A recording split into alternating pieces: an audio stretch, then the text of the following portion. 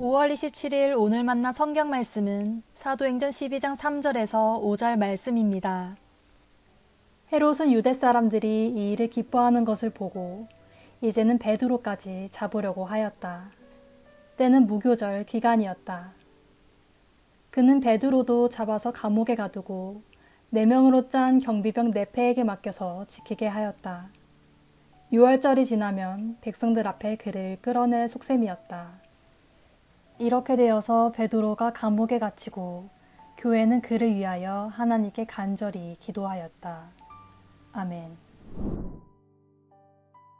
오늘 만나로 만나주시는 하나님을 기대합니다. 성경은 생각보다 여백이 많이 있는 책입니다. 어떤 장면이나 사건의 묘사함에 있어서 세부적이고 구체적인 설명이 생략되어 있는 경우가 많다는 뜻입니다. 이런 성경의 여백은 단 하나의 정답만을 강요하기보다 다양한 상상과 해석으로 우리를 초대합니다. 해석의 다양성이 있기에 우리는 복잡한 삶의 문제 속에서도 매번 새롭고 풍성하게 찾아오시는 하나님의 마음을 느낄 수 있게 되는 것이죠.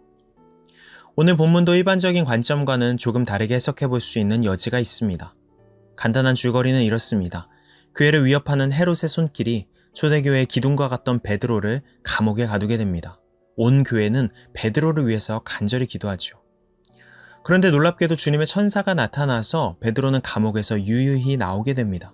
그리고 많은 사람이 모여서 기도하고 있는 마리아의 집으로 향하죠. 여기서 작은 해프닝이 일어나는데요. 로데라는 여종이 베드로를 발견하고 기도하고 있던 사람들에게 알리자 사람들은 네가 미쳤구나 하고 무시합니다. 아마도 베드로의 천사를 보았을 거라고 말하기도 하죠. 그러다 뒤늦게 베드로를 발견한 사람들은 깜짝 놀라게 됩니다. 이 장면을 민감한 시선으로 다시 생각해보면 의아한 부분이 있습니다.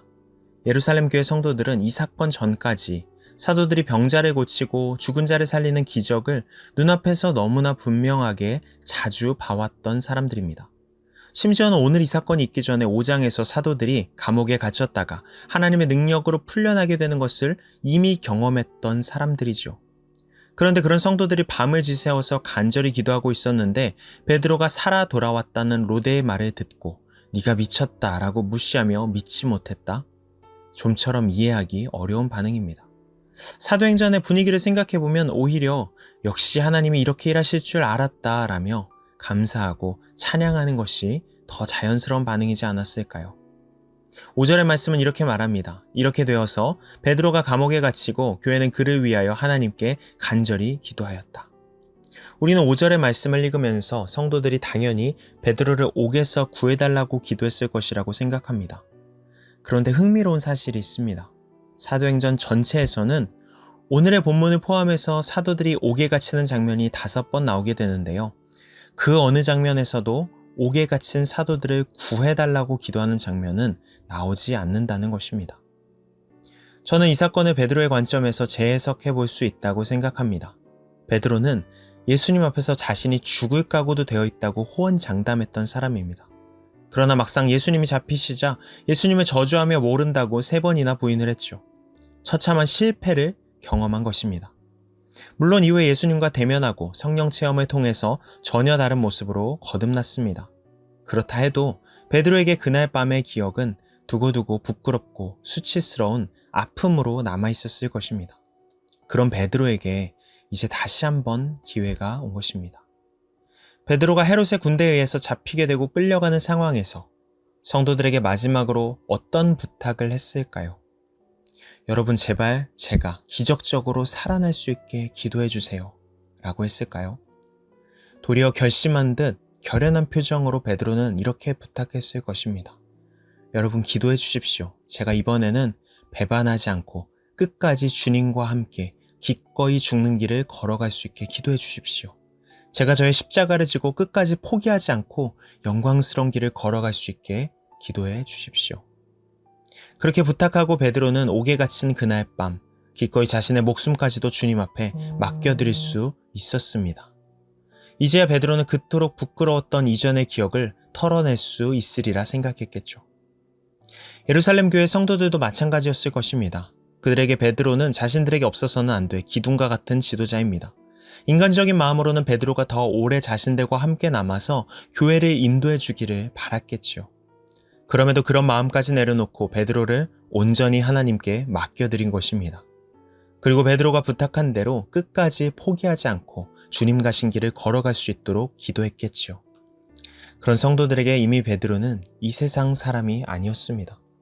그러던 중에 베드로가 나타났다고 하니 성도들은 당연히 믿지 못하고 그가 베드로의 천사일 것이라고 착각한 것입니다. 오늘 말씀은 다양한 방식으로 해석하고 여러 갈래의 메시지로 묵상할 수 있는 장면입니다. 그 중에서도 저는 베드로의 삶을 성숙함으로 빚어가시는 하나님의 사랑을 다시 한번 기억하고 묵상해보면 좋겠습니다.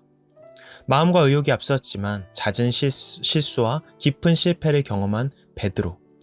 결국은 자신의 삶을 기꺼이 내어드리는 지도자로 성장했습니다. 그리고 이런 거듭남의 뒤에는 단순한 개인의 노력과 열정이 아닌 그의 삶과 존재를 끝까지 포기하지 않고 다듬어 가시고 완성해 가시는 하나님의 신실한 사랑이 있었지요. 누가복음에서 곧 자신을 부인할 베드로를 향해 예수님은 이렇게 말씀하십니다.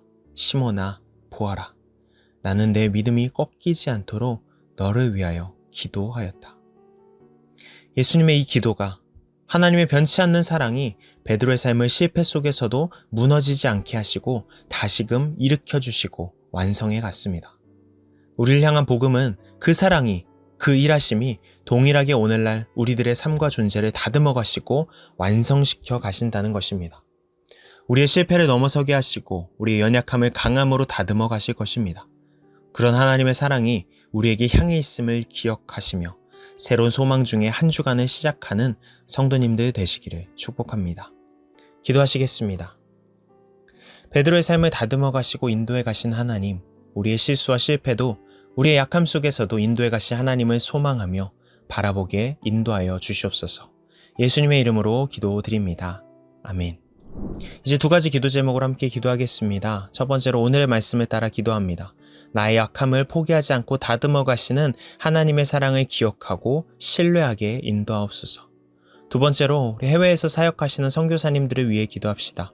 선교사님들의 사역과 걸음이 실패에 대한 불안함과 두려움으로 무너지지 않도록 지키시고 인도하옵소서. 이 제목으로 기도하신 후에 개인 기도로 나아가시겠습니다.